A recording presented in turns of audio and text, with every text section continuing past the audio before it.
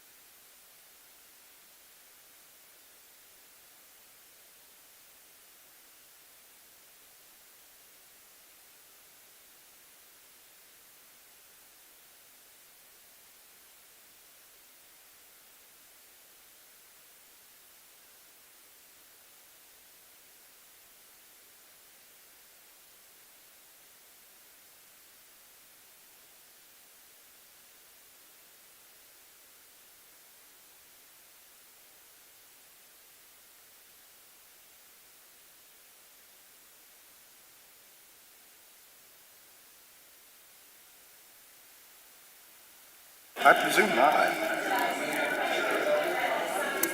presume not. I went through that whole.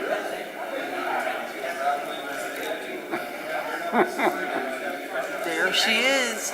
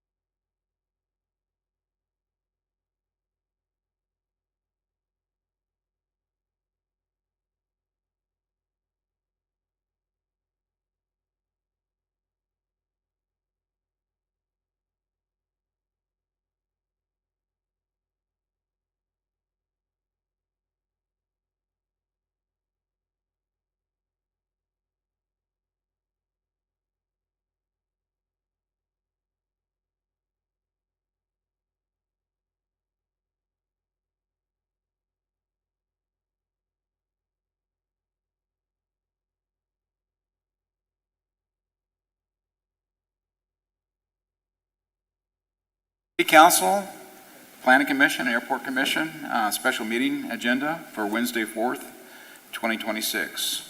And we'll begin with the roll call. Okay. Councilmember Bausch, Here. Councilmember Beal. Here. Councilmember Gregory. Here. Councilmember Strong. Here. Mayor Hammond. Here. Commissioner Christensen. Here. Commissioner Covarrubias. Let the record show that he is not present. Commissioner Neal. Here. Commissioner Kogler. Here. Commissioner Lawrence. Here. Commissioner Roden. Here. Chairperson Marlowe. Let the record show that he is not here. Airport Commissioner Azim. Here. Commissioner Brown. Here. Commissioner Agnew. Commissioner Agnew is not present. Commissioner Beck. Here. Commissioner Gipple is not present. Commissioner Wilcox is not present. And Chairperson Britton. Present. Okay, we all would stand for the Pledge of Allegiance. We'll do that real quick.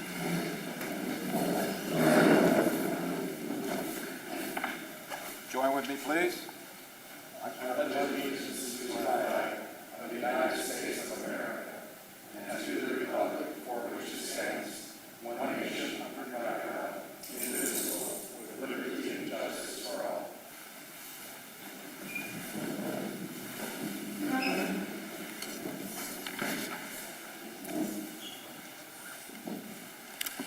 Tonight, we are doing a discussion on considering the Federal Aviation Administration commercial spaceport license for the Paso Robles Airport. And I'll let our city manager, Mr. Huat, explain how we're going to be running the meeting today.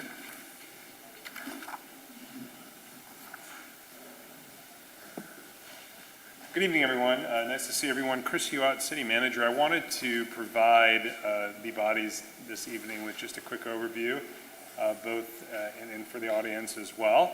But first, I want to reflect that it was almost exactly 4 years ago to the date that these three bodies came together to have a very similar discussion, albeit we're in a much different place than we were 4 years ago in terms of the progress that we've made on the license, and we are excited to be able to share with you the work that we have done and what those next steps are in the process. So with that, I wanted to give you a quick overview of tonight's meeting. The first is we'll provide you with the history of the project. We're going to talk a lot about the progress that we've made to date on the license. What are the remaining steps to secure approval of that license? And then also wanted to talk a little bit about the projected economic impact of said spaceport should that come to fruition. Tonight, we wanted to bring the three bodies together really simply to ensure that all of you had the same information and received the same information at the same time, provide that consistent information in one streamlined format, and then also gather all your questions, comments, and input before we return to the council for an ultimate decision. And so with that, tonight, what we will be doing is first having staff and our consultants provide a presentation, move to public comment, which is limited to this item only since the item that we are in a special meeting. And then, of course, turn to our advisory bodies for your questions, input, and feedback. And then finally back to the council for that same question, input, and feedback, and then also direction for staff this evening. And we will share, of course, that recommendation that's in your staff report. We have, over the last many years, prioritized expanding and diversifying the local economy. And there's really two major objectives in doing that. One is providing greater economic stability for our region through diversification. And the second one is to attract high-paying, head-of-household jobs in all sectors, but with a focus here tonight on the technology sector. As we were working on this goal and these goals, space technology really rose to the forefront for a couple different reasons. One, you look at the characteristics of our airport, and we'll have our consultants and staff talk a little bit about that. It was primed for this type of industry attraction. Of course, our proximity to Cal Poly, we know what Cal Poly is doing in terms of their aerospace engineering programs, CubeSat development. They are right in our backyard. I know over the grade seems like a long way away for some, but it's a short few-minute drive down south to tap into that knowledge base. Of course, we're in proximity to Vandenberg Space Force Base in the Silicon Valley. We do not see Vandenberg as a competitor. We see them as complementary to the work that we are doing here. Different type of launches, different type of aircraft, different type of mission. And then finally, again, about 4.5 years ago, the decision was taken and directed by the council to pursue the license project, and that's why we continue to work on it, and that's why you all are here today. We have, again, done quite a bit of work. I'm excited to share that with you, and so at this moment, Mayor, if I may, I'll bring up Paul Sloan to begin the discussion. Very good. Welcome, Paul. Thank you, sir. Commissioner Huat. Mr. Mayor, members of the council, distinguished commissioners, members of the public, thank you for the opportunity to present the information to you this evening. That's a great overview of where the project started from and why we're working on it. So I'm going to just sort of walk us through some of the details of what we've done and where we look to go. Real quick, first thing I'd like to do is to nod to our business climate survey. This is the second year the city has conducted this. We do it in the fourth quarter of each year to look forward to the next year. So 24 and 25, this is a survey that's sent out to all business license holders in the city limits, and it asks a number of questions. And you can download the survey from the city website, or the report on the survey. And I'll give a link later on where you can get that as well. As you notice, even over the 2 years, high operating costs, regulatory issues primarily from the state level, and workforce availability remained top challenges for businesses, although there's a bit of a shift with the workforce rising to the top, and that's related to a number of things, housing, et cetera. In the category we asked in the survey, beyond challenges with optimism drivers, and the respondents expressed pride and optimism about Paso Robles' ongoing evolution, and across both years, 24 and 25, the reasons for confidence included tourism strength and visitor spending, supportive local government and a pro-business climate, population and housing growth, community collaboration, and small town character. And the sense of community came up very strongly over and over again in people's comments, how much they enjoy being in Paso Robles. And in the part where they rate Paso Robles versus the state, local businesses rated Paso almost 20 points higher than the state as a whole as a place to do business. So they really do enjoy it despite the obvious challenges we're all working to address. What was interesting in the 25 study was the optimism expanded to include spaceport and technology corridor development and interest from aerospace and advanced manufacturing firms. And these are comments that people typed in themselves. And so these are from businesses who see, as we expand the economic impacts in our community, these are revenues that will circulate throughout all the businesses in our community. A little bit about spaceports. There are 14 commercial spaceports in the US. Excuse me.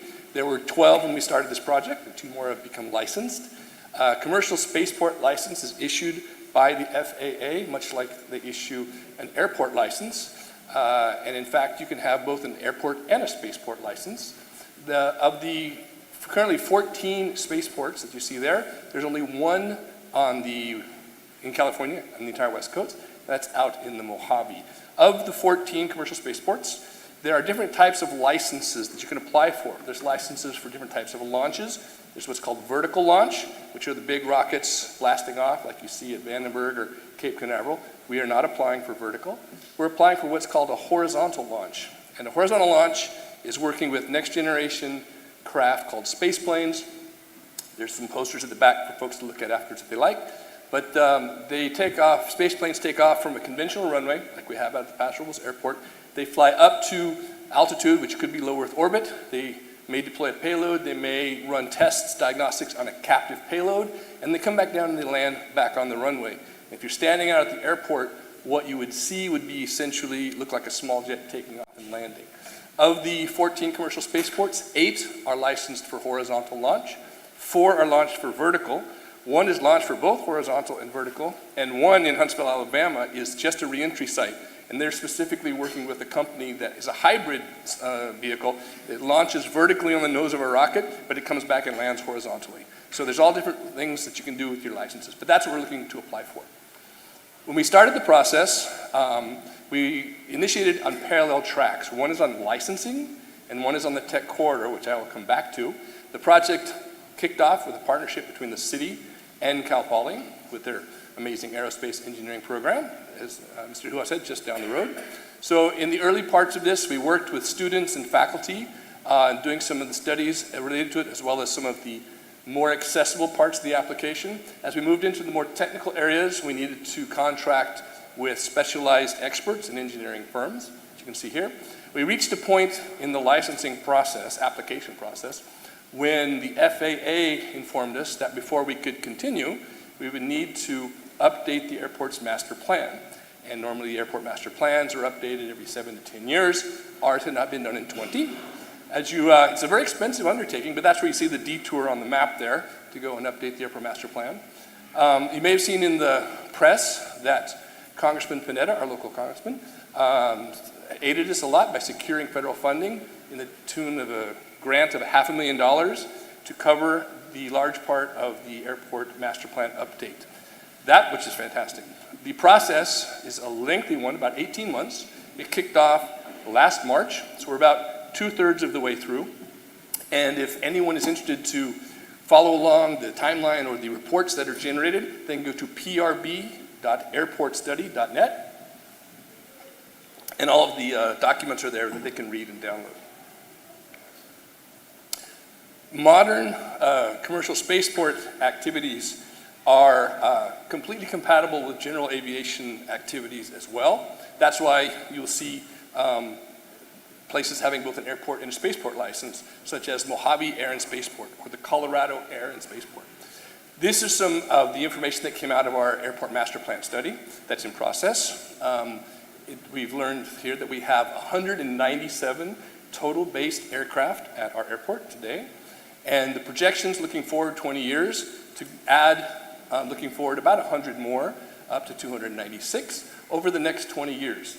By comparison, the Colorado Air and Spaceport today has over 500 based aircraft. So having local general aviation aircraft is completely compatible, and even for 20 years, we will not even approach what Colorado has today at their spaceport. Today, the airfield we have is using 13.8% of its airfield capacity, and in 20 years, that's forecasted to grow to just shy of 22%, leaving nearly 80% available. Just in a land comparison, the airport in San Luis Obispo is 340 acres. The Paso Robles airport is 1,300 acres. We are a full 4 times larger than the San Luis Obispo airport, and as anyone going on Google Maps or Google Earth can see, it's largely undeveloped as of yet. This is a page out of the initial document, which we discussed 4 years ago at the joint session. This was produced by Tartaglia Engineering. This was the technical review to determine if the project was feasible, which they determined it was. And in that study, they identified nearly 300 acres on airport property that could potentially be developed for spaceport operations. Likewise, Kaufman Associates, which are the experts, the consultants working on the airport master plan, have likewise identified space for potential airport operations as well as non-aeronautical things while maintaining large amounts of space to safeguard all general aviation activities and other things out on the airport going forward. Outside the airport, the magenta line is sort of a line we've drawn around the city limits that we refer to as the tech corridor. It's cut off there. It actually goes all the way down to the Cuesta North Campus. But right around the airport, the green boxes show land adjacent to the airport that could potentially be developed. The lower left-hand corner of the large square, that's the landing project at the old boys' school, which is in process, and that'll be an amazing development, 140 acres of business and tech park and all sorts of things. The other areas that you see are just land that could be developed out in the airport area. Interesting side note, adjacent to the airport, 295 acres of vineyards that was just listed about a month or so ago. And it's right next to the airport, and in their promotional materials, they reference how it is part of the tech corridor. So it currently has grapes on it, but they're marketing it to people who are interested to do something with nearly 300 acres that is inside the tech corridor. And they talk a lot about the efforts of the city going forward to bring in tech companies, etc. Earlier this year, at the end of January, we attended Commercial Space Week, which is a series of conferences in Orlando, Florida, which includes the Global Spaceport Summit. And the theme this year was spaceports. You have spaceports from all around the world come to this. The theme was catalysts for economic growth. And one of the things that they stressed was that 90% of the economic activity which takes place at a spaceport is not related to launch. It's related to everything else. It's related to testing, it's related to research and development, it's related to advanced manufacturing, etc. And that's where the jobs are, with all the businesses around these areas that we can do. And what sets our particular spaceport project apart, aside from the jobs and the commercial side, is the educational side, partnering with our local education partners. We call it a K-20 program, with our CTE high school programs all the way up through Quest to Technician, and of course the advanced degrees with Cal Poly. One of the things that I said is testing, and so what we did on the tech corridor side of things is we built our first test site out there. If you know anything about the Paso airport, it's built in World War II. It's a former military airfield, and so in sort of some of the more remote parts of the airport, we have these very large cement pads which are date from World War II, and that's where they would park bombers, and they're spread out because the idea is if the airport was attacked, they couldn't hit all the bombers at once. And these are in parts of the airport that have not been used in a very long time. So the city rebuilt the access out to one, and we've turned it into a test site for micropropulsion systems that are used, little rocket engines that push satellites around in space and other things. The picture on the right-hand side is one of our two control booths we have out there for companies. And the president of one of the companies, it was actually our first tenant out there, is here this evening with some of his team there in the picture. And these are photos that Stellar Exploration has provided us. Today we have 3 aerospace engineering firms using the test site, along with Cal Poly students. Very recently, a few weeks ago, there was a company that came up to use our test site, and originally they were going to test for 1 to 3 days, and then they notified Mark Scandalis, our airport manager, that they were going to stay for the whole week, and then they said, actually we're going to stay for several weeks. And this was exciting news for us, and at the end, sort of at their test run, Mark and I took the CEO and the COO of this company out for dinner downtown at Streetside, just to find out how their experience went, what went well, what could we do better. And these are very experienced people. The CEO had done testing out in Mojave for 16 years. And when the places that you can test are fairly limited. And so they said, it's great, it's testing out here, it's very business friendly. Mark's got a great job setting it up there. And he says, but what really is amazing is that when they would test in Mojave, it was almost a punishment for the staff because at the end of the day, there's nowhere to go, there's nothing to do, and you're in the middle of the desert. And he says, look at us now, we're sitting downtown, our team can go have a fine dining dinner with world-class wines, you can go to a microbrewery or a sports bar, you can listen to music, you can go see a movie at the theater, and all that within like walking distance of our downtown core.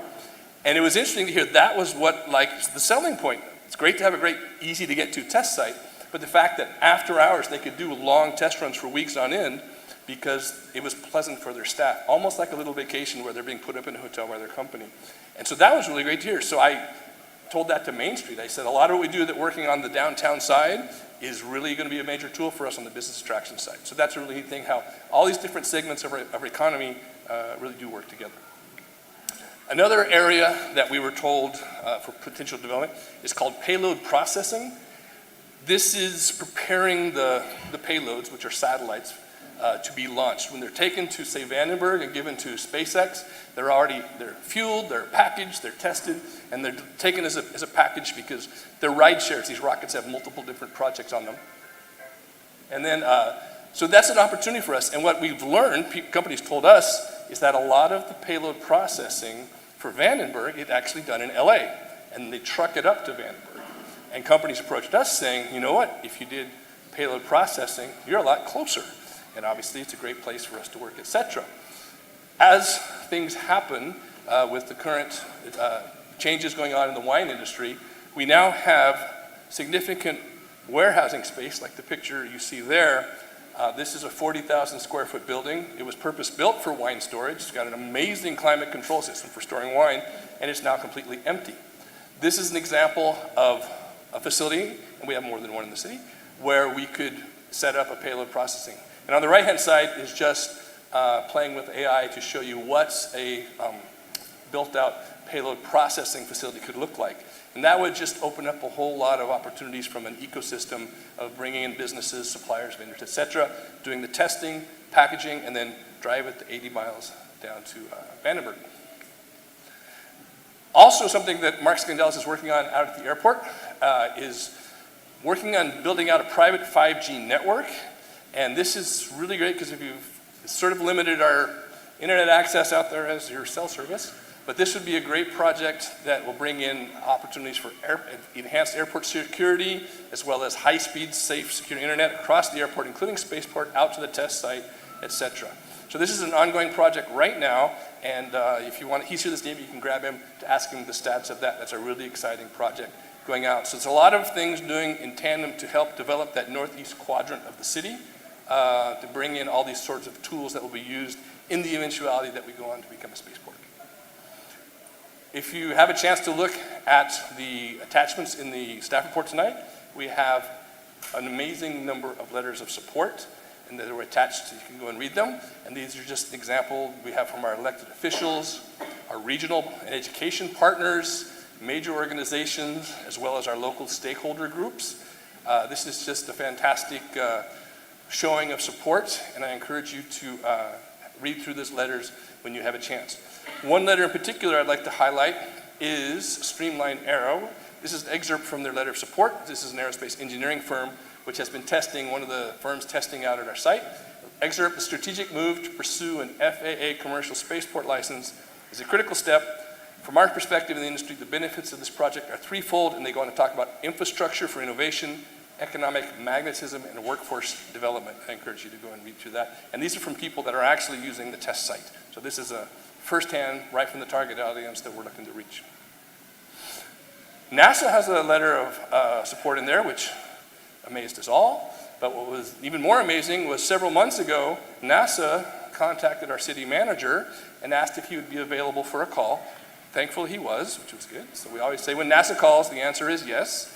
And so we had a great Zoom call with NASA, and they were talking about how they've been following what we're doing. They were interested to meet with us and come down and visit our facility and see what's going on. So we had it set for them to come down in the fourth quarter, and then the government shut down, and so the plans kind of fell apart.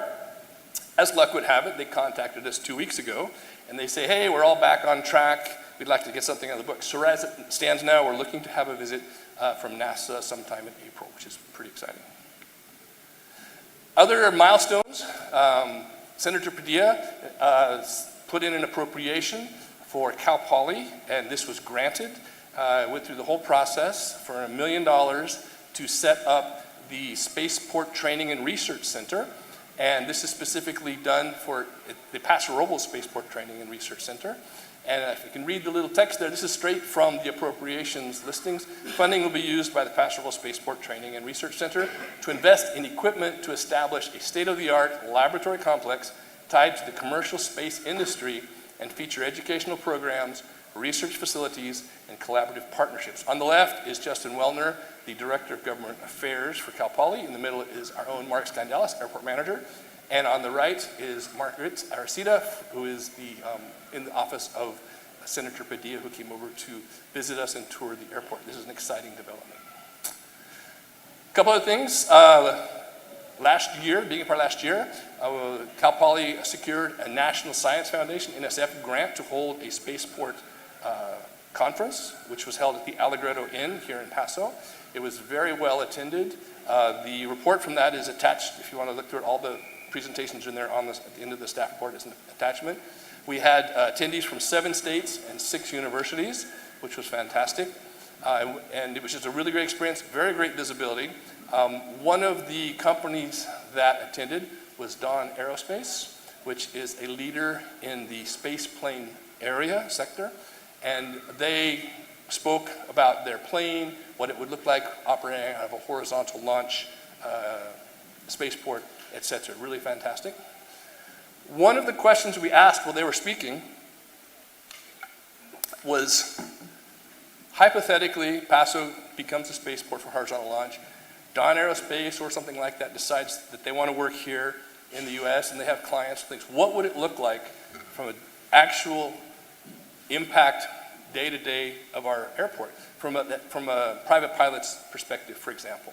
So they walked us through what it would look like, and I don't know if my clicker will work or not. We can try, but they walked through the runway on the right, which is the long one, would never close at all.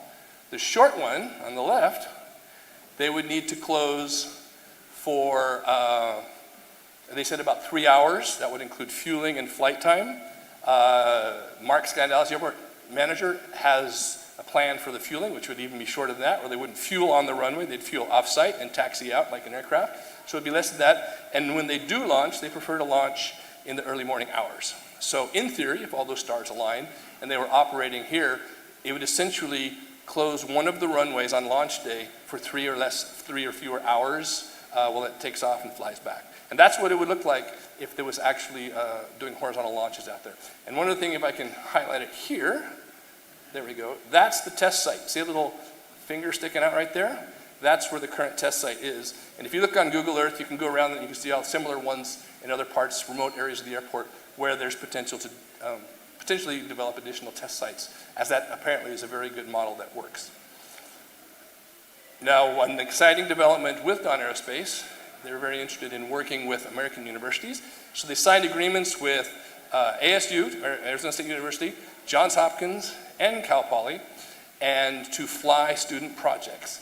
And so they're based out of New Zealand, Dawn Aerospace. So the student projects were shipped down, and the first one they flew was Cal Poly. They love Cal Poly. They've been here several times and spoken on campus. And so when they flew the Cal Poly one, they made a video about it, which was really great. We didn't know that they were going to do this, but this is what they produced for us. Cal Poly's payload is essentially a data acquisition system, so it's a tool that they can use to understand the flight, understand what's happening in flight, understand how their payload is performing and so on. And this is such a great experience for students to take the academics and bring that into the real world. Aurora is so transformative for students and researchers because there's a huge difference between a hypothesis to a lab test, and then lab test to real world functioning. Often university can be quite stuck in those first phases, but by flying something on Aurora, you can go from your hypothesis all the way through to flight proof. That's just totally transformative. Countdown is with you, Iago. 5, 4, 3, 2, 1. Flight prop.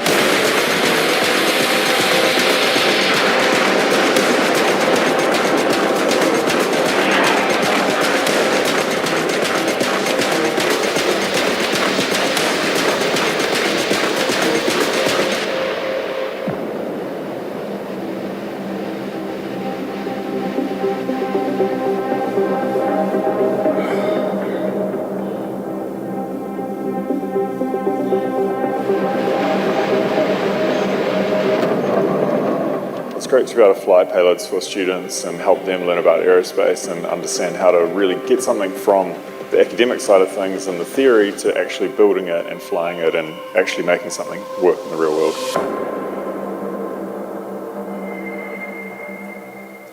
And that is quite literally what a horizontal launch looks like. There we go. This is a timeline over the last 4 years. As City Manager Huat noted, we had a meeting just like this with all the bodies in 2022. We presented the preliminary technical review that had been commissioned by the city with Tartai Engineering and Witt Associates. Stu Witt was the person who created the Mojave Spaceport, very knowledgeable person with this consultancy. Those are the various deliverables and milestones we've met over the years, as you can see there. All those different documents are also attached to the staff report if you want to look over them, leading up to tonight's meeting on March 4th. Because we worked with a variety of folks over the years, as we slowly just nibbled at the low-hanging fruit, we needed to find out what all have we done. So we commissioned a company known as RSNH, which is a leader in the aerospace sector, among other things, to go through and look at all of this that's been done over the last several years and see where are we, how does it look as far as moving toward the application for horizontal launch. What do we have done? What do we need to do? And how can we get from here to there? So tonight we have with us two senior folks from RSNH to talk about the roadmap forward as well as the economic impacts of it. A little bit about RSNH. They are a leader in spaceport planning and licensing. They work with spaceports all around the world. And if you go to a conference, they're the ones that are doing the keynote speaking. So we're really pleased to have them with us here this evening. Here with us tonight is Andrew Nelson, who's the Vice President of Aerospace. He holds degrees from the London School of Economics. He has a degree in electrical engineering from Ohio University, as well as an MBA in finance from MIT, which I understand is a really good community school on the East Coast somewhere. Jorge Gonzalez is a senior principal consultant. He has a degree in civil engineering from Columbia University, as well as a master's from the George Washington University in Washington, D.C., which is my alma mater, so you know he's awesome. So with that, I would like to welcome Andrew to the podium.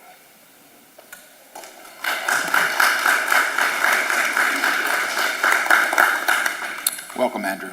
Thank you. Just a clarification, I didn't graduate from London School of Economics, but I did go there in a certificate program that trade school in Boston made me go to before they would let me in. So full disclosure, I did pass microeconomics with too high. All I needed to get was a B, and I did better. So there you go.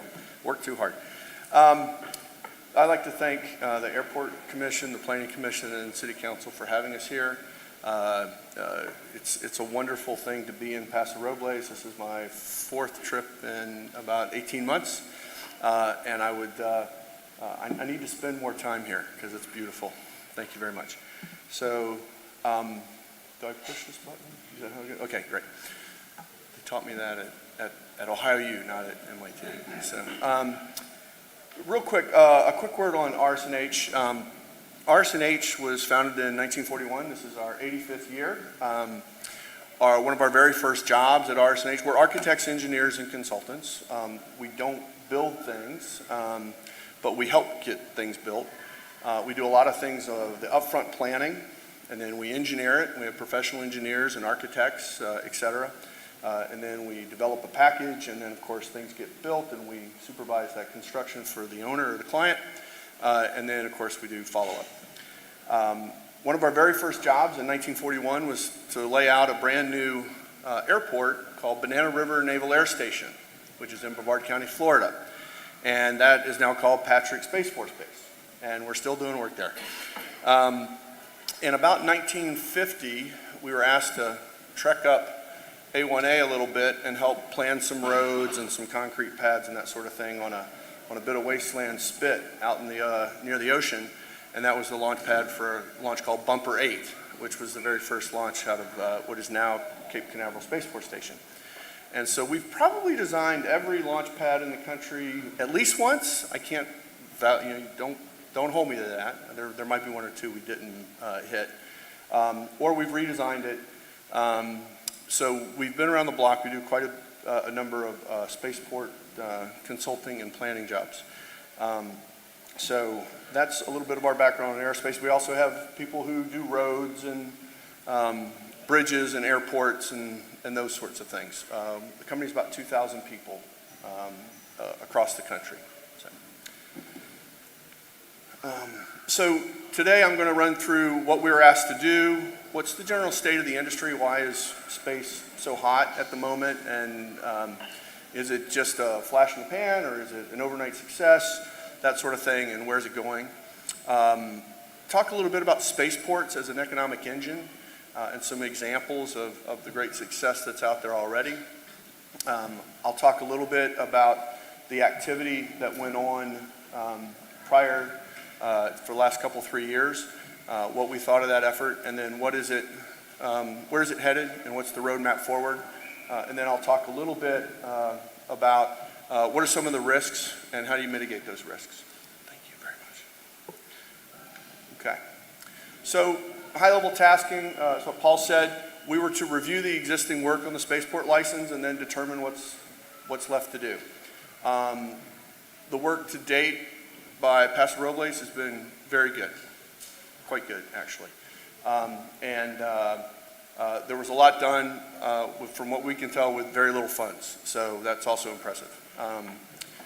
We think that it's going to take about 12 to 18 months to complete the spaceport licensing process. There are some risks around that, which I'll talk about later. But there are very strong market forces supporting this effort. There's a lot of advanced technology that's been introduced into the space world in the last 10 years. Reusability is a big thing. Reusing the first stages and not throwing them away, much like the aviation world does, has really picked up cadence, lowered prices, new applications, new technologies. How do you do satellites? There was some work done by a university in California called San Luis Obispo, I think, on the thing called CubeSats. And everyone thought, well, that's sort of strange. How's that going to work? And it worked brilliantly. And it got really the juices flowing, and innovation that created a standard changed the world of satellites. Lockheed Martin and Boeing weren't happy, I'm sure. They didn't think much of it at the beginning. They think a lot about it now. Supportive government policies are definitely driving the industry, and there's significant private industry now, private investment. Tens to 20s of billions a year in private money going into spaceports, into launch technologies, into satellite technologies, the whole value chain, supply chain. It's pretty impressive. So, state of the space industry.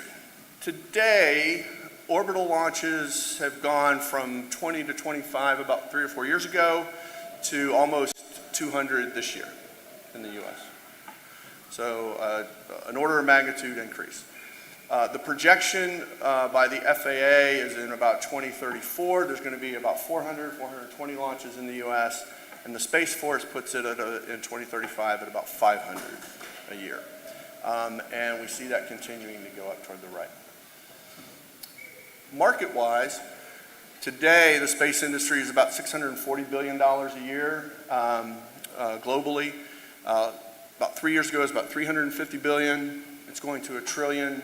You can pick the trajectory. Some Wall Street firms have it going to 2 or 3 trillion in less than 10 years. That's a compounded annual growth rate between 7 and 10%. So if it's 7%, it doubles in 10 years. If it's 10 years, if it's 10%, it doubles in 7. So those are easy numbers to figure out. A lot's going into this. So there's quite a bit of opportunity to attract technical development, testing, manufacturing, whether it be launch systems or part of the value chain, spacecraft. There are launch, landing, and re-entry operations, satellite tracking, and then all the sort of the related things. There's a lot of data that's going up and down, tracking stations, innovative data centers, green data centers. There's a variety of different things. So quite a number of cities have successfully pursued spaceports as an economic development strategy and diversification strategy. Mojave is an example that probably many of us know. They have sort of a permission to fail in Mojave, but that also means a permission to succeed. Cities like Las Cruces, New Mexico, with Spaceport America. Midland, Texas, the oil patch, is diversifying with aerospace. Huntsville, Alabama, always had aerospace, but they're diversifying with civil and commercial space now. And of course, Houston is a space center, but they have a spaceport at Ellington Field. If anyone knows where Ellington is, it's surrounded by everything. But they got a spaceport license, and they've since generated about 2,000 jobs on that site, which would not have been there had they not had the spaceport license. So I think a spaceport license for Paso Robles, it does support a significant push in economic development arena, but it also gives an opportunity to promote national and international collaborations that are very impactful from an educational perspective, but also from a business perspective. And the example, of course, is your Cal Poly propulsion test stand and the other private companies that Paul highlighted earlier. And I cited Midland, Texas, Mojave, and Houston. What's interesting about Midland is that they've got a spaceport license for their Far Part 139 airport. They have commercial service in there. There was a low expectation they were going to have any sort of winged spacecraft there that's flying in the near term. However, a satellite company called AST Space Mobile plopped down there about 4 years ago, and they now have produced 1,200 jobs, going toward 2,000 in the next year, year and a half. Publicly traded company, check it out, ASTS, it's doing pretty good. They've got you will probably end up using their services and you won't even know it. They have deals with AT&T, T-Mobile, Verizon, where if you're in the middle of someplace and you don't have regular cell phone service, your phone's still going to work. It's just going to be direct to cell. And so it's a very interesting company. But there's another 10 companies in Midland as well. So regarding the spaceport licensing efforts to date, we reviewed quite a number of documents that Mark and his team and some of the consultants put together. Many were acceptable or complete, waiting for either FAA review or had already been reviewed. There was some continuing work that was ongoing and some work to be started. The work to be started there are some pretty heavy lifts. But I mentioned earlier, very good materials have been produced. We need a few specialized analysts to move forward, but it looks like a pretty straightforward path from here to there. So the remaining work on the spaceport license, I'll go into a little bit more detail. So there's quite a number of technical assessments that need to happen. One is what's called a flight safety analysis. One of the best companies out there to do that is a company called Aerospace Corporation. I don't think any of you have heard of Aerospace. Oh, maybe one or two who worked there for 40 years. But, I've used Aerospace Corp for 14, 15 years for flight safety analysis. Some of the best in the country. I've reviewed this on the side with their lead analyst, and he and I have looked at it and say, oh yeah, not a problem. So it shouldn't be any issue. There are some additional risk analysis that occur.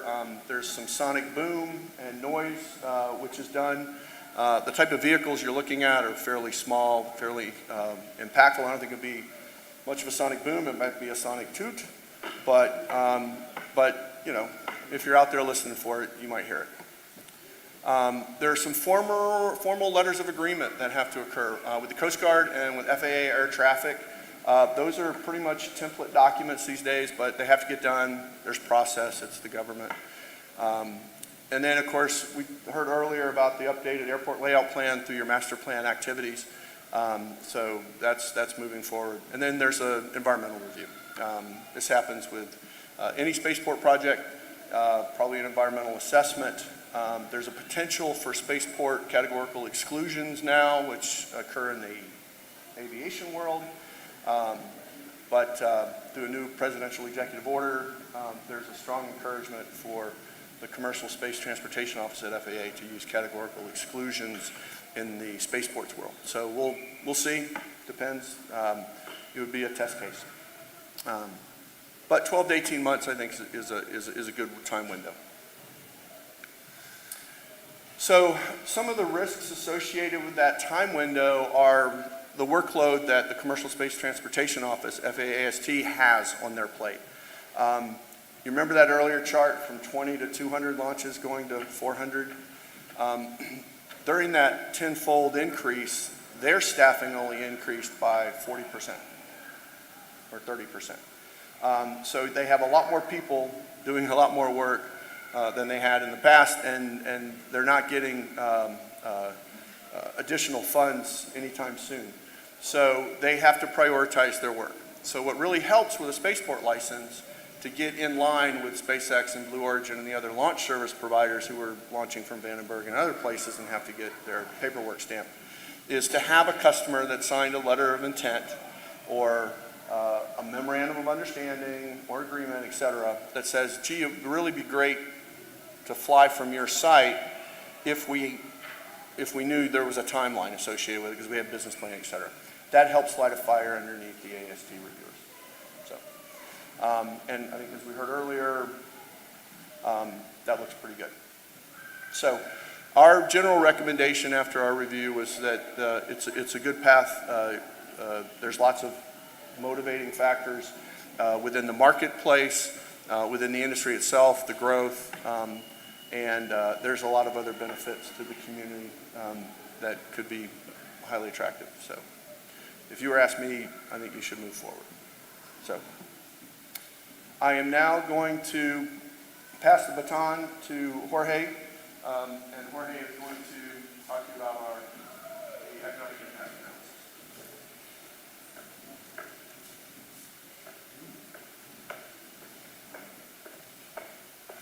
Well, good evening, and thank you for having us here today. Really appreciate it. My mission, like you would say in the space program, was to look into the economic impact that a potential spaceport would have in the economy of both the Paso Robles and the San Luis Obispo region. But there's no spaceport, right? So part of my whole process was to really use some of the expertise we have developed through many years. I lead the company's financial, economic, and business consulting practice. And we've developed economic impact studies for several airports and spaceports most recently. So my mission was, like I said, let's look at what potentially could happen in the region if a spaceport would be developed here. So I'll start with, hopefully, this is kind of the agenda that we put together for my presentation. Hopefully it's not too technical, but what I wanted to first share is a little bit of the background and what the purpose was of this mission that we were encouraged to develop for you. And like Andrew was mentioning, spaceport have become a test bed to try to look into how to diversify jobs, which Paul mentioned earlier, and also how much do they really impact the economy of a region. Yes, again, everybody believes that spaceports obviously would bring high-paying jobs, but and again, we want to make sure we temper some of the potential of new jobs that would be created and the type of jobs that would be created. So there's a methodology that has been used for many years on how to consider and assess what would be the economic impact of a spaceport here. Generally, when you develop an economic impact, you look at several different elements.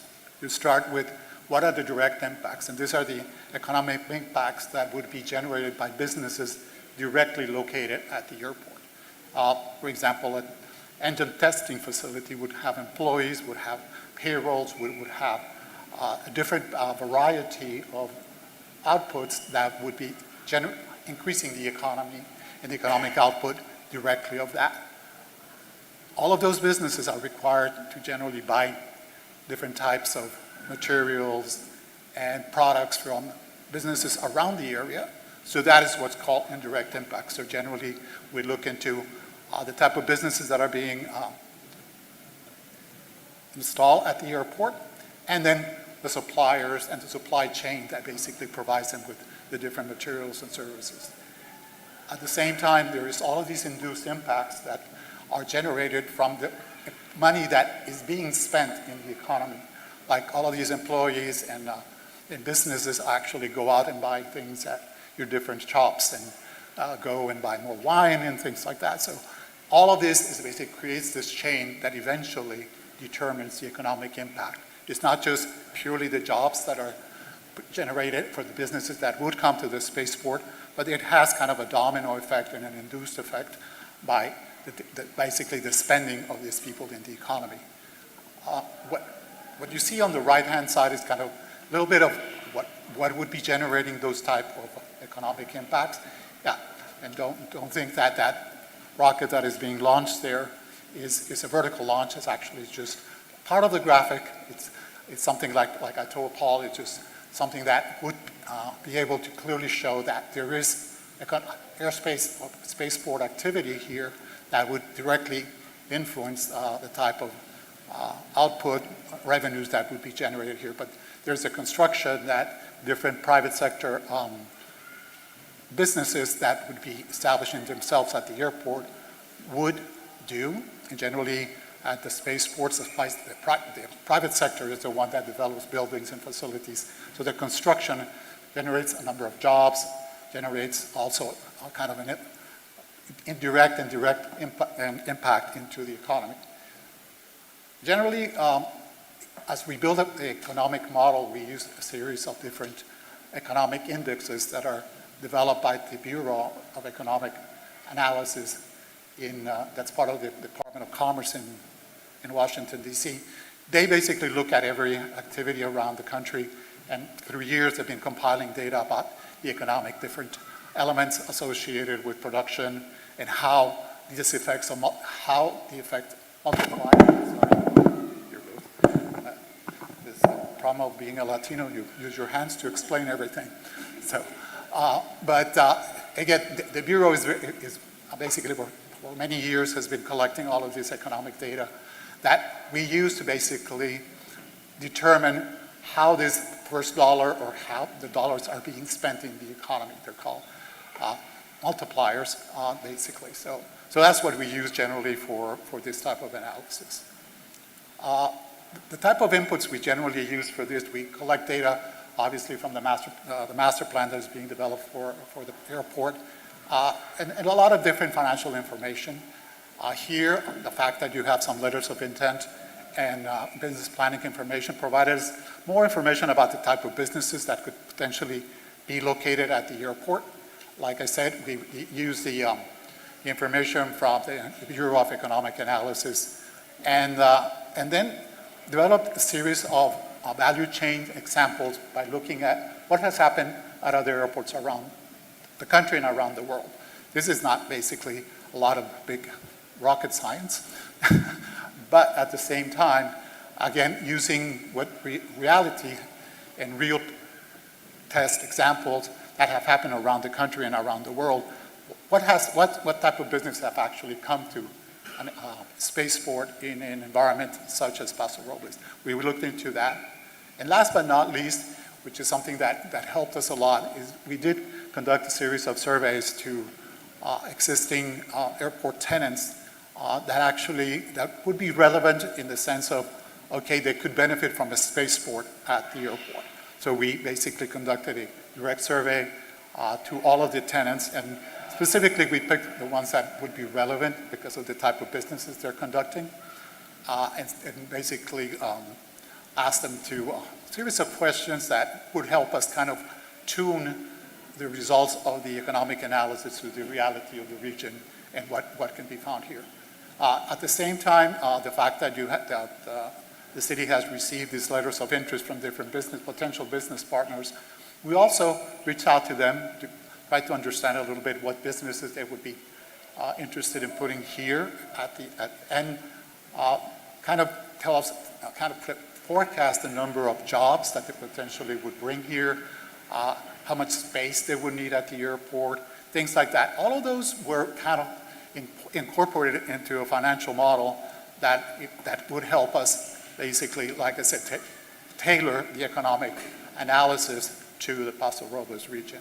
These were a list of the tenants that we interviewed and surveyed, and this is the list of organizations that have provided letters of interest who we basically submitted or sent them a survey to help us fine-tune, like I said, the economic model. We sent 16 different surveys to different agencies and got back basically 7, which for me is good. Generally, we get about a 30% response on surveys. We got about a 43%. And the type of questions we asked was generally, what is the average salary that basically they pay their employees, which helps us quite a lot. What generally is their revenue per employee, which is another metric that helps us also determine economic outputs. How much the payrolls, business, what type of business they basically are conducting, and how that relates to this value chain, some of which Andrew just mentioned, that we would expect for an airport, spaceport, similar to what would be built here at Paso Robles.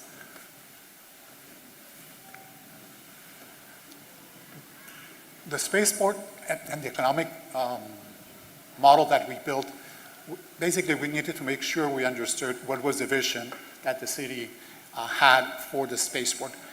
Obviously, like it was explained by Paul and by Andrew, we're not looking at this as being a major activity launching type of facility. So a lot of it would be mainly focused around research and development of different technologies and all of the support that the airspace business needs. So that was basically how we started looking into the different types of businesses that could come here. We developed a potential value chain of the businesses. Some of these already Andrew mentioned. Here you see the list of all of the businesses that we believe could come to Paso Robles. The ones in the darker or purple, I'm colorblind, so excuse me, those are actually businesses or services that are already being provided here, either by the tenants or around the region. And the ones that you see in green, those are the services that would potentially be provided by some of the firms that actually submitted their letters of interest. So we basically kind of validated what we started with. Okay, this is a list of different potential businesses and services that would be required. And actually, it's interesting that about 80%, 85% of those, we already have somebody either with a letter of interest or already are at the airport that potentially could expand their services to get into the spaceport business. These are the type of businesses that we actually included in the economic model. Like I said, construction, and there is a list of there. And the reason that we have to do this is the way the Bureau of Economic Analysis catalogs all of the indexes and economic data that they provide. So basically, we group them into different categories so we could be able to get some of the indexes that are needed to determine the economic value of each one of them to the region.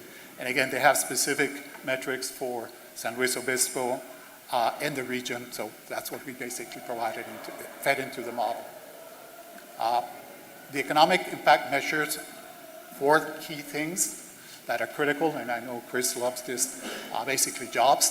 It actually determines the number of direct jobs, and like I mentioned earlier, these are the jobs that would directly come from businesses located at the airport. How much payroll? I mean, basically looking at average salaries for different employees, that gives us a payroll and that. Business revenues, the output, like how much revenue these companies would generate, which helps us with determine some of the tax benefits that the county and the city would receive. And then the value added, which is kind of, like I said, this induced impact that actually comes from the domino effect of the money being spent in the region. So here's basically what the model provided us.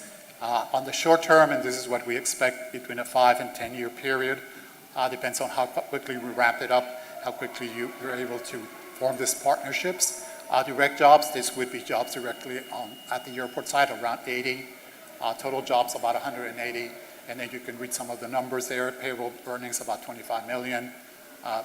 Business revenues around $68.5 million value added. And taxes, and I'm sure this is a good number for the mayor, 6.4 million additional taxes that would be generated from the businesses that would be located around the airport. And then looking at the longer term, this is we would say 11 to 20 year period. Again, the numbers increase exponentially. Basically just looking a little bit more at this compounded growth of the space industry like Andrew was showing. We have direct jobs of about 315 jobs. Total jobs would be direct and indirect of about close to 900 jobs. Payroll earnings of about $96 million. Output of about $335 million, and a value added of about $142 million with about $30 million in taxes.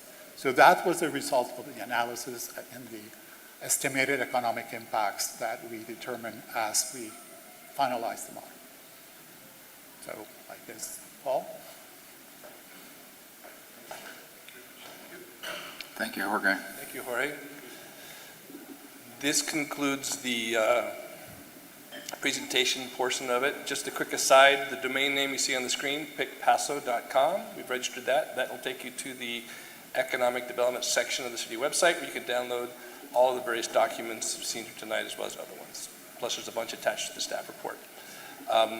before we go on to any decision, this is where we are. I'll turn it over to Mr. Mayor to run the rest of the meeting. If any questions or discussions, etc. Thank you. I think what we might want to do is maybe have public input, comment first, and then we can come back for our commissioners to answer some questions and go that route. So let's open it up then to the public. Anyone wishing to address this item tonight, please come forward and we'll listen and then we'll move on with our agenda.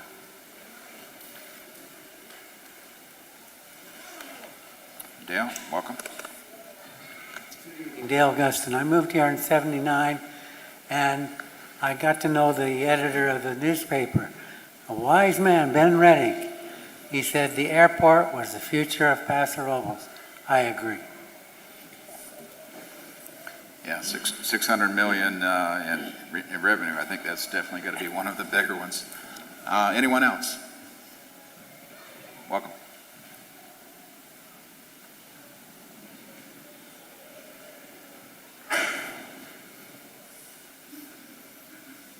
Hello, Joint Council.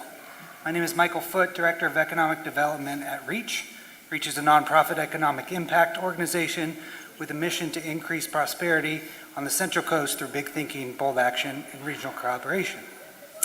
The diversification of our local economy and the creation of opportunities for future generations to live and thrive is central to our work at REACH. The City of Paso Robles has long been a key partner in this regional effort to build more diversified and innovative economy. The Paso Robles Spaceport and Technology Corridor is a bold and creative model for how local agencies can set the stage to attract new investment companies and jobs to their community. Space and aerospace is a $1.5 billion regional industry with 7,000 local jobs, and it's growing fast. Last year, REACH launched the Space Vandenberg Initiative with $9.5 million investment from the state to position the Central Coast as the nation's leading hub for space innovation, launch, and workforce development, with companies like Stellar Exploration building propulsion systems and components in the Paso Airport and Tech Corridor. They're well positioned to expand R&D possibilities and broaden our economic base, as well as deepen our talent pipeline, create new opportunities for North County citizens. We're excited for the city's vision and are standing by to support the next steps in this effort, not only to strengthen our local economy through industry diversification, but will also strengthen the region as a whole through a pipeline of workforce positions, opportunities for research and development, and the enhancement of the wider aerospace industry on the Central Coast. Thank you. And we will see you next week at our REACH Summit down at UCSB. Thank you. Anyone else? Diane. It's okay.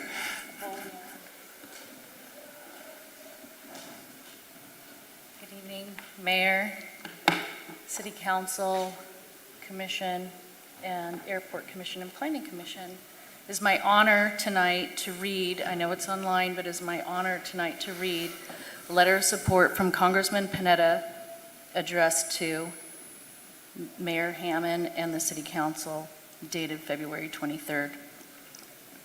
I write in support of the City of Paso Robles' efforts to advance the Paso Robles Spaceport Initiative at the Paso Robles Municipal Airport. The Central Coast has a meaningful foundation in aviation, engineering, and advanced manufacturing. I recognize the Spaceport project as a forward-looking regional economic development opportunity that has the potential to diversify the local economy, attract private investment, and strengthen the Central Coast position within California's growing aerospace and advanced technology sectors.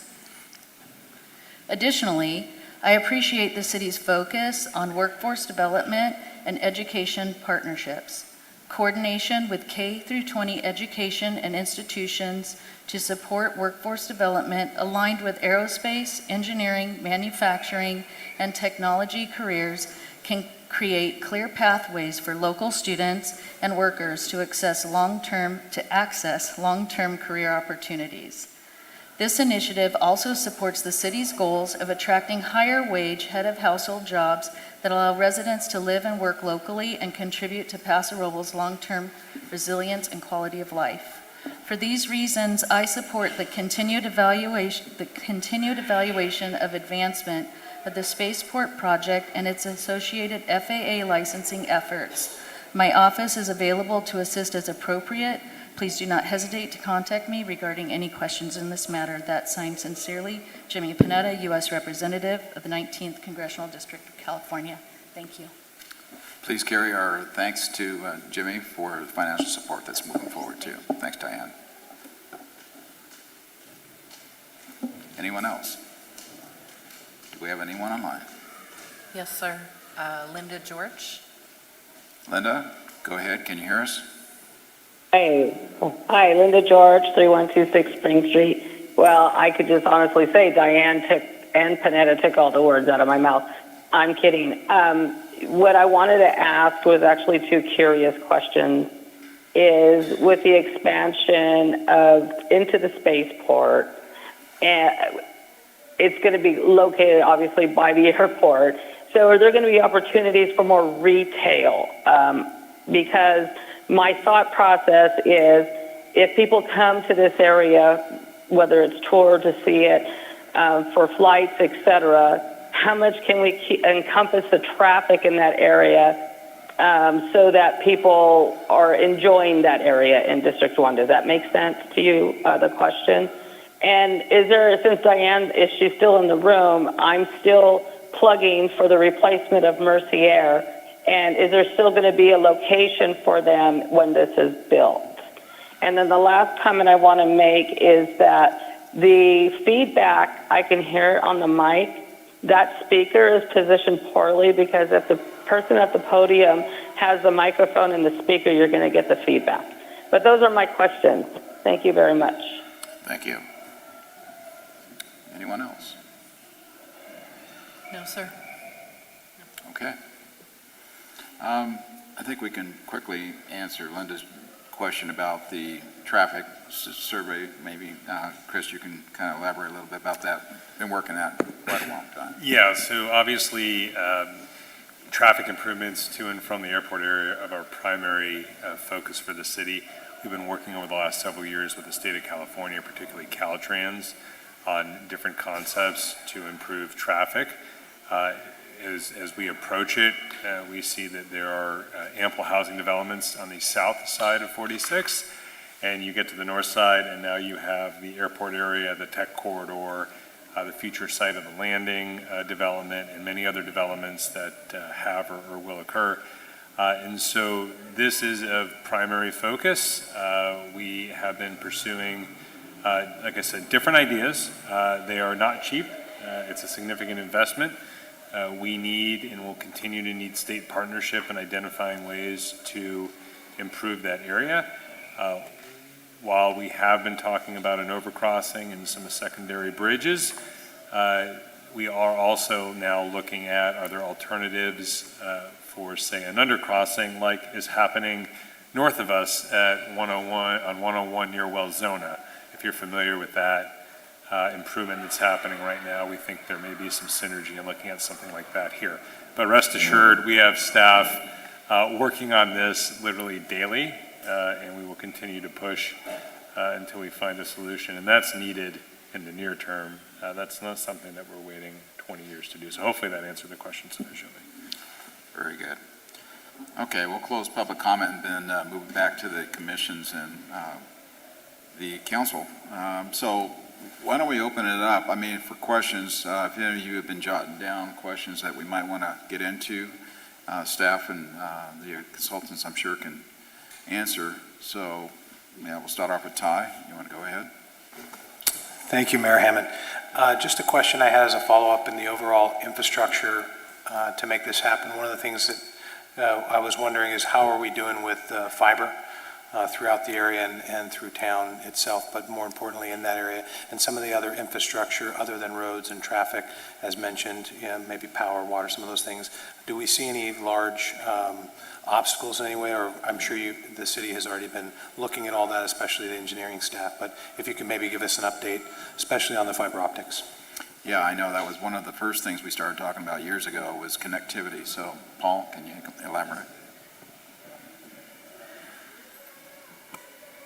Okay. Yes, that's exactly right, Mayor. One of the first things we did was meet with ISPs 4 years ago to say, this is where we're looking to go, how do we get there, and we're there now. And we've met with what we know we have out there fiber-wise, what we can have. I'd like to pass the microphone to Chairperson Britton, because he's been specifically meeting with fiber companies on this exact topic. But yes, we could do it. Bill, you want to elaborate? Sure, thank you. Great question. Thank you very much. You set me up for exactly my world of experience. I appreciate it. Three things that we are looking at. One is there's a massive pipe, fiber pipe that runs down Airport Road. It's not currently tapped for this resource. It could be tapped. There is an expense. That's the way the telecoms make money. So that's an option. The second one was looking at new kinds of fiber being put in. It unfortunately does not connect to the new city fiber that was just put in, so that's not going to work. However, made a reference earlier to a 3E telecom system, a virtual private network. The idea of the virtual private network is it is being used in other cities as a support structure to supplant the high cost of fiber and telecom. And so what we're doing is a multi-phase study at the airport that will look at this private network and its utilization to fulfill what we can't get via fiber in other areas, to include services like security services, something that would normally be a lot of fiber connected to gates. Well, we don't have to run any fiber to any gate to do this. So we're really looking at not only improving connectivity, but finding a way to do it a whole lot cheaper. And so this study will start next week. They're coming out to deploy to the airport. And then we're looking at the other phases to really expand out on the opportunity to use this same virtual private network. It's not new technology. It's actually government technology that now is transiting over to the commercial sector. So that is bringing the price point down, and the radios are available. And so we're really excited about the opportunity. One more option is that there is a telecom that has said they want to put an antenna on that side of the city, and that would also improve connectivity. So we think that all these things we're doing is going to drive that communications technology. The water has been improved. They're looking at improvements and road improvements out there already, so all those would be mixed together. So I think it's a really good story for the spaceport opportunity. Bill, a follow-up question by myself on that. I mean, right now with technology and the way we are, fiber seems to be the fastest and biggest bandwidth for, I would assume, commercial people like this that would need that kind of bandwidth. Do you think the cell tower that we're currently doing would be enough to get us into it, or down the road a ways, or? No, I think the big difference is the telecom that's talking about out there also does to the home service. Its measurable rates are somewhere between 5 and 50 megs, so it's a good start. But for these kinds of companies, we're talking about high bandwidth requirements, and that's pushing a lot of data and uploading. And so if you look at our current systems, our real weakness is the upload part, which is if you're sitting around and you're building code all day long and you want to upload it to the net, 20 megs is going to take you 3 days to load this code up. So the more that we can get, the better on that upload and download. This new radio capability, we put one system similar to it down in Cal Poly. We have 300 megs up and 300 megs down on a radio a mile out to sea. It's amazing technology that's really coming to the forefront. With a 6G and 7G, which they're already in the planning stages, this really changes the game significantly. And a lot of rural communities are looking at as the gap filler so that they don't have to dig fiber and put it on all of these locations. Just it really fits our portfolio. Okay, very good. Any other questions? Yeah. Let's go ahead and identify ourselves as we start talking through the commissions. Yeah. I'll lean over here. Go ahead, sure. Just a clarification, the 12 to 18 months for completion for the master plan, is that running, is the EIR running concurrently with that? Or is that an additional 12 or 18 months?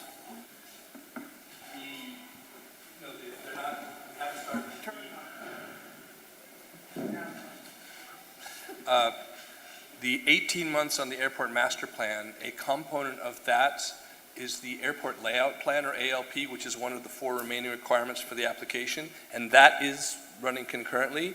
It's something, if we weren't doing an airport master plan update, we would have to do as a requirement for the spaceport license. That is something that is being paid for by the grant we got, thanks to Congressman Panetta. That's part of the airport master plan. That one piece that is not the environmental part. So that is being taken care of during the airport master plan, which is an 18-month process. The 12 to 18 months that was mentioned here is in addition to that, which would be to address the remaining things, the biggest chunk of which would be the environmental aspect. So the ALP is running concurrently, the others haven't started yet, and that'd be, if we were to say go, it'd be 12 to 18 months for those. But we could run them concurrently, not a problem. Well, that's basically my question. Are we looking at 3 years here, or are we looking at a year and a half? We're looking at a year and a half from the time we started. Thank you. Yeah, sorry. Yeah, Paul, question on that. Again, that's what Andrew was saying, 12 to 18 months. Is that after, again, the back and forth from FAA once we submit? Yeah, that's including. Right. Yeah. That's what I was thinking, yeah. Yeah. So we could technically see something here in less than 2 years That would be the goal. with a yes. license. Yes, sir. Exactly. Okay. Anyone else? Yeah. Joel Mr. Neal, Neal. Planning Commission. I had a question on the CATEX. My guess is that this would require an EIS, and that EIS would have been written in such a way that it would meet CEQA EIR requirements as well. If the CATEX is granted, would that close the door on the CEQA process as well, or we'd have to do a CEQA process as well? There's an anticipation that you have to do a CEQA process.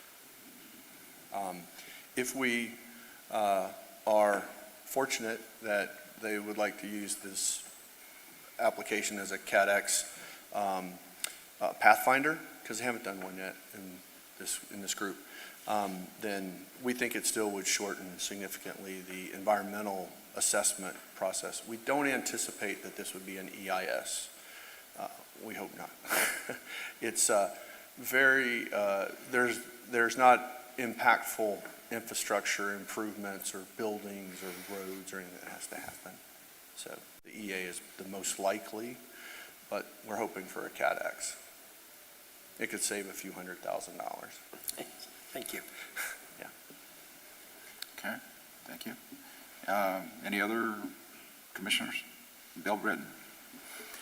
Paul, you mentioned Mojave, and this is not pick on Mojave night, but since it's available, I think the question is, why are they so concerned about the engineers and them having a good time after work?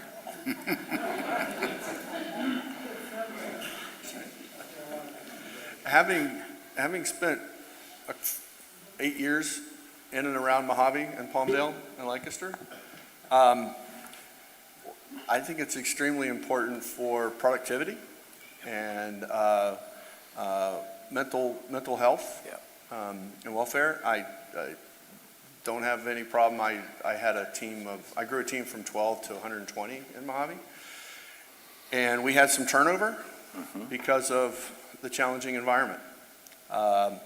We had an extremely promising young engineer who moved from Boston, and unfortunately after 6 months they did not want to live in Deer Valley or Palmdale or Lancaster. So yeah, I think to add to that, commercial space is creating a massive competition for engineers. Yes. And hiring we're not producing enough of them fast enough. That's a shortfall. So two things. One, they have to find a new way to produce engineers to go to work for these companies. And so one of those things to entice them to not only come to work for them, but to stay with them is the quality of life aspect. And I think that's been one of the things that we really want to get at here is what Paso Robles provides is that quality of life, continued experience for those engineers to work here and live here. Having spent a lot of time in Mojave and now 4 trips to Paso Robles, I'm sold. Yeah, Andrew, why don't you take a seat up close? I think we're going to have a few more questions with you there. There you go. And I would just add on that, so yes, as far as attracting businesses, the business attraction, it's a quality of life, which is people want to live here. But also, even right now with the test stand that Mark is running out there, we have companies that come, like the one we just had, they come from the week from Southern California, then they go home on the weekends. They're creating midweek room nights in our hotels, and those people are eating at our restaurants and they're spending money. So even right now in the near term, we're having an impact, people just on the test stand, benefiting from all of those things, but in the long term, like Andrew was saying, the quality of life means you can attract top talent.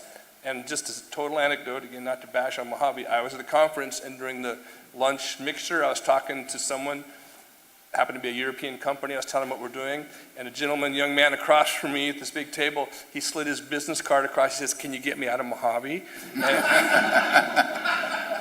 I think it's important too to state right now too, besides bringing folks that work in space here, I think what we need to understand is that this council has been working on other avenues to make sure that when they come, they have a home. And you guys have been approving great projects, and the fact is, if there's no place for them to stay, then the big corporations are not gonna really wanna be enthused to come here as well. So there's other backroom pieces to this puzzle, not just what we're talking about here tonight, but the council has been very good about moving forward and taking the right steps to create homes and places for these people to be able to stay once they're here. Andrew, I had a question myself, if you don't mind. I'd like to kind of understand a little bit about, and then we talked about this originally with Stu Witt and in our initial meetings, is the flight path, where what's unique about Paso Robles, we have the ocean, just like Vandenberg, versus other areas, they have people underneath them generally. Can you explain where we might be going with regard to a flyway or airway out to the ocean to do their work and then return back through? Have you explored that at all? Yes, sir.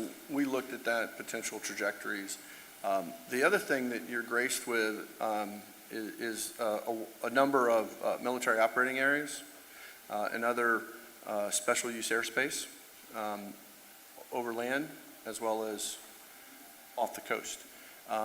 Those are typically great things for spaceports because airlines don't plan operations through or over them because they never know when they're going to be activated. Granted, there's some flexibility. But so when you head north and you bear west, there's a wonderful open set of trajectories. And some of them fly over some Army ranges and some other Camp Roberts, and some other helicopter and military use operations. So those are typically very good places to fly, and it's pretty straightforward to coordinate and plan those activities.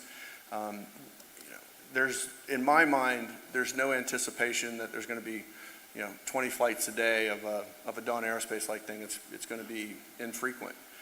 So that planning activity is pretty well rehearsed by others, so models to follow. Do you see personally any hurdles that we're going to see moving forward with FAA and that you might be able to throw out on the horizon with regard to our licensing? It's the government. Yeah. Yeah, so I am realistic. Every once in a while, something comes up that you scratch your head and you just address, and you go through, there's staff changes, what was acceptable a year ago changes, but no, nothing that you can't get through. The other thing is that a lot of people don't realize this. The Commercial Space Transportation Office has two missions. One is safety and the other is to promote the industry. So granting spaceport licenses is part of supporting the industry. So they have a mission to actually do that, but they have a mission to help you do it safely. So in theory, they're there to actually help you get across the finish line. So they have a part of the application process is called pre-application consultation. And that's where they take pieces of your application and review them and get them up to speed. So once you actually submit it, they can do a rapid approval within their statutory limits. They have 180 days, but they've been trying to get it down to 45 to 60 days once an accepted application is there. One of the things I will say, and hats off to Mark and his team, they're airport people, they're small airport people, and some of the product that they put together from a spaceport perspective, which they're not familiar with, was quite good. So you got a good team. Okay. Real quick on the fact that this is going to be more of a private corporation flying versus government. Do you think that we will be, as Paso Robles Airport, we of course get grants all the time from FAA to enhance the airport and the runways and taxiways. Do you think that we'll be in a better position now that we have this kind of facility that we might see more funds put into our airport from the federal side? So traditionally AIP money, Airport Improvement Program money, can only go to aeronautical uses. And so if it's a space use, ne'er do they. Not so much. But there is a thing called a STEM grant, which is like an AIP, only better because it's a grant, not a loan. And the industry, through the Commercial Spaceflight Federation, has been pushing very hard to get spaceport infrastructure funded in a bigger way. The program is there, it's just unfunded on occasion. And originally when it was set up on a 50-50 match, the Communico of 50%. Well, that's a terrible deal, So we've been pushing to have it be 90-10, like traditional, highway grant funds from the federal government, for example, for roads, or 80-20.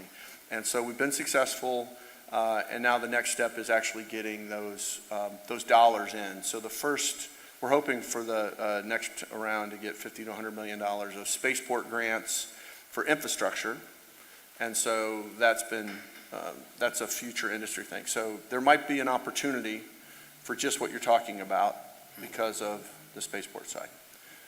The other way I'll answer the question is, spaceports tend to drive activity, but some of it is aviation activity. And so if your aviation levels go up, then it'll just be a rising tide floats all boats sort of. More operations. I know I visited Cecil out of Jacksonville. Yep. A little over a year ago, and I spoke with their director he said, get your license, they'll come. And they have yet to fly anything, actually, and they have multiple corporations working out of that facility. It's a great airport. Yep. Matt Bacchino's a great guy. Yeah. And the guy who used to run it, Todd Lindner, is my colleague now. He works for our city. Oh, he came to your side. And he would love to have been here, but he's in Puerto Rico tonight, and he's listening, so. Yes, we can curse him, and he's listening. It's to his face. It's not a problem. I don't want to hog in the questions here. Yeah, well, let's kind of go to council real quick, guys. You guys have been sitting quietly. Let's start. Chris Bowles, please. So, thank you for the great presentation. I have something, just looking for your insight from past experience with other cities that have gone through something like this. Assuming that we get all the approvals and everything goes in 18 months, we're licensed, we're ready to go, how much of a lead time do we have? What can we expect afterwards? We're attracting companies. Paul's done his homework. We have companies coming here. We have some similarity in some of, and I'm thinking of the support businesses now, not necessarily the aerospace, the tech companies, but the logistic companies, those kinds of support. I'm looking at slide 10 on your potential value chain businesses. What can we do to help get ready to help support those kinds of companies as well? My experience is that if you have a facility ready to move into, it gets moved into. And so I think if you have a test stand that's not being used and someone finds out you have a spaceport license now, it attracts them. Point of reference, you don't require a spaceport license to have a rocket engine test stand. You just have to have permission from the fire marshal. Good stuff. If you're a home rocket builder, this guy, he says, yeah, I have a 3 million pound thrust engine I was thinking about bringing, but no, we'll talk about that later. Yeah, so it's actually one of those things that, but once you have a spaceport license, all of a sudden it attracts a lot of rocket engine companies, is the experience. So it's good to be prepared and anticipate. Okay, thank you. Pro Tem Gregory. Thank you very much for your presentation. So I have some technical questions. Currently, we're most of the way through our FAA master plan for the airport. So at what point does the next step of the FAA process check? Can we start that immediately, or? Yeah, you could start your spaceport license process today. In fact, officially, you've already started it because you already started pre-application consultation with them on some of the sections of the application already. So the pre-work that Mark and his team did and some of the other consultants has already been coordinated with FAA. And then the flying paths are where your company comes in to help us pick the path of least resistance? Yes, sir. Very good. Thank you. Yeah, and then we engage a couple specialty subcontractors, which I mentioned earlier for sonic boom and flight safety analysis. Right. You call it something else, sonic. Oh, sonic boom, sonic toot. Thanks. Toot. I'm from Lompoc, and when those SpaceX come back, it's not a toot. It's a No, that's as we like to say, that's a big honking rocket. It is. Also, if you ever heard the space shuttle land out at Edwards, there was a big double sonic boom, and there's always two of them. I should ask Michael, my sonic boom guy, why there's always two. Actually, this gentleman probably knows why there's two sonic booms, but we have to get charts and arrows and stuff. Okay, good for you on that, Mr. Any questions, that again, back from the two commissions? Okay, all right. Comments then? Yeah, Chris Beal. This is a lot to take in. I want to take a wonderful presentation by everybody, and I just want to take a minute to acknowledge all of the hard work with Mr. Scandelas, Mr. Sloan, Mr. Hewitt. I mean, we have really come a long way to get to this point, and you've certainly given a lot for us to be thinking about. I think we should be really proud of this effort. And after my initial tour of the airport with Mark, I thought, God, this is like the best, most underdeveloped airport in the country, and we have it. So it's exciting to see kind of what the opportunities are for us. So thank you, everyone. Yeah, Steve, go ahead. So I think we're ready. We need to move forward. I think we have a much more understanding and a better consensus of the community now of what the spaceport's all about. And I think the opportunity is amazing. And a game changer. We've done a lot of work on the airport for edification. We've fixed all the wastewater. We fixed all the water systems all the way around the airport. We've redone Dry Creek Road. And these are the things that we're getting ready for. And we hired almost a rocket science airport manager, Mark, over there. So Mark's doing a great job. And I think our community and our staff and our city is ready for this. And I'm ready to make is a motion necessary? Could be a direction, I think. Is there a direction? Yeah. Let's go ahead and make comments. Fred Strong, go ahead. Comments, yes. Well, I think you all know that I work at the national level frequently. And when I was back there with the National League of Cities and Transportation, we had in the deputy directors of all of the major transportation agencies, including the deputy director of DOT. Oddly enough, they had their divisions there, all of them except FAA. It was the only one not present. And one of the questions I asked the deputy was or asked her, I should say, was why the FAA was not there. And the reason was that they were so understaffed, they were so overworked, that they didn't have anybody who could come. And therefore, she could give me no answer to my question about the status of our application at that point in time. However, she did say that she would convey that request back to FAA. And that's the best I could do at that point in time. Now, I'll be back there again very soon, and I hope that we can proceed again. And in my position representing transportation back in DC. Councilman Bouch. Thank you. Again, thank you to everyone who's invested so much time and effort into bringing this so far forward. I'm excited about what this holds for the airport, for Paso Robles.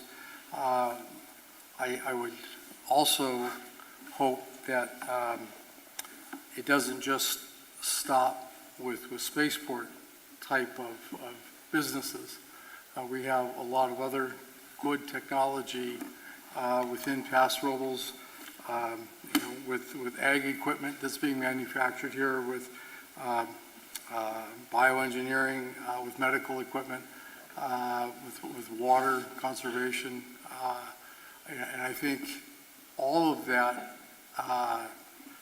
the cross technology that could go to help support, I think Paul is very talented and could help attract those types of businesses as well. And we could give that same level of support to attract those kinds of jobs that we're desperately seeking to help augment and build Paso Robles. I think we would be well served. So I would caution against I don't think we will, but I'll say it. I hope we don't just stop here with the spaceport. I hope we continue to grow and broaden our horizons, especially with things that are already here. So thank you. I think you're right, Chris. Like we've seen with the vineyard industry and the grape growing, that there's so many other sub-industries that spin off of that and develop not only, with grapes, but it's mostly, other things, buildings, all these other things that happen because of that. I think that was demonstrated tonight in their, talk. So tonight, basically what we did here, we wanted to ensure that, the understanding was given across all three bodies and that we were essentially consistent with information and with one forum. And that's, I think, the goal that we went tonight. I think we've achieved that. Council's job now is to go ahead and deliberate. What staff is asking us to do is to give direction to move forward with an RFP process, which maybe Chris can explain a little bit about where we're going to go from here and how the next step will be basically to fund where we are moving forward. Mayor, I wanted to say there may be another question. Yeah, sure. Joel? Mr. Mayor, I had a procedural question. Sure. Is the Planning Commission, the Airport Commissioning recommending that the council move forward, would that be a motion? Or is it just that we're here and then the council will move forward? Yeah, that's what the two bodies were here for to do, is to deliberate and basically give direction to the council of what you would like to see happen. Is the council looking for a motion from these two bodies? I don't know if it needs to be a motion, Warren, or is it just a direction overall from the body? Mr. Mayor, I don't think we need direction. I think the intent was to hear their comments so that you were apprised of the members' views on things related to this topic, and then the council would take an action based upon the recommendation from staff. Great, thank you very much. Okay. So Chris, you want to let us know about the RFP process? Yeah, thank you, Mayor. So the recommendation that's in front of the City Council this evening is to direct staff to proceed with preparing a request for proposal. The intent then is to distribute that RFP to qualified firms, again with the intent of the qualified firms responding in a way that would give us a scope of work to complete the remaining steps that were discussed this evening. We would bring the proposal back that staff would be recommending to you to complete those next steps, along with a funding plan to do that. We did provide you in the staff report a range. I believe it ranged anywhere from $700,000 to $1.2 million to complete this next phase. So part of the process when we bring the proposal back to you for award would be to bring that funding plan back to you. Of course, we're always looking for opportunities to leverage external funding for something like this. I will tell you to keep on that 12 to 18 month timeline. It will likely be a recommendation to use local city funds to move the process forward. Grants, earmarks, outside contributions are great, and if those materialize, great. However, the timing and the availability of those are may not align necessarily with our process here if we want to keep on that 12 to 18 month timeline. So I would likely recommend when we bring it back that we look specifically to use local funds to expedite the work so we can stay on that timeline. But that's a high-level overview of how we plan to proceed should we get that direction from you this evening. And then again, once that, if we go that route and then the contract is awarded, we'll bring a firm on board. They would essentially be our project manager to get us from here to the license. Okay. Yeah, Chris. So, assuming that this moves forward, staff would be able to generate some kind of an estimate. Would you be able to give us a range? If we spend this much, it'll take this long. If we spend a little more, we'll be able to expedite the process and stay on task, and we'd be able to vote one way or the other. I may have to look at our team here tonight to answer that, because I think what happens is it's not so much the incremental funding options. It's more of the task that needs to be funded to get the license. It's more of a all or nothing type of approach. So it's not just working overtime. Yeah, I don't know that it's the number of hours. I think it's a task that needs to be complete, but I can add some subtlety to it. Most of the risk is the review cycles with the FAA. For example, one spaceport had 12 iterations of their explosive site plan. And it baffled a lot of people, but it got done. Another spaceport submitted something that was very similar with the same philosophy, and it went through with one iteration. So it's a lot of those troubles are behind the FAA now. That was a number of years ago, but those are the sorts of things that drive your schedule from 12 to 18 months is the review cycles you have on specific products. Not necessarily something under anybody's control. Yeah, I mean, for the most part, the application to get written and some of the technical studies that have to occur are pretty quick and well rehearsed and done on a fixed price basis, and they just get done in a month or 2 or 3 maximum. And then the other 9 to 16 months is through is the back and forth. Thank you. Yes, sir. Okay. So let's get they're looking for direction. We could put it in a motion if you like. Anyone? So I'll move that we give our staff direction to proceed ASAP. Second. Okay. So we have You want to give them a range, a dollar amount? Well, they'll bring This is, okay, this is just, let me, we probably ought to read this out. I think what you're saying, Steve, is that, the city council wants to direct staff to proceed with preparing proposals, RFPs, to solicit agreement with a firm that is qualified to complete the remaining steps necessary to prepare and submit to FAA. So they're going to do that and then come back with us to. Right. And you can add to it that the staff will come back with the financing plan and costs. Yes, that's what Chris was talking about. Okay, so we had a motion by Gregory, and who's second? Strong. Any discussion on the item? Okay, we'll call for the question, Melissa. Councilmember Gregory? Yes. Councilmember Strong? Yes. Councilmember Bausch? Aye. Councilmember Beal? Aye. Mayor Hammond? Aye. Motion passes unanimously. Okay. Well, I think, again, this is a great step that, I think we all understand what's in front of us, that this is a great opportunity, not only for us, but for the generations that pass Robles, if we can get this nailed. And actually, the entire Central Coast, too. This is not just about Paso, although we'll certainly benefit greatly, I think. But anyway. And a special thank you to our commissions. Yeah, thank you all for being Planning, here. airport commissioners. Real, always good to have you with us. Yeah, it's the first time we've done this in quite a long time, I think, hasn't it? So, and also the public, thank you all for coming tonight. We go ahead and make a motion to adjourn? So moved. Second. So, motion by Gregory, second by Bausch. We stand adjourned.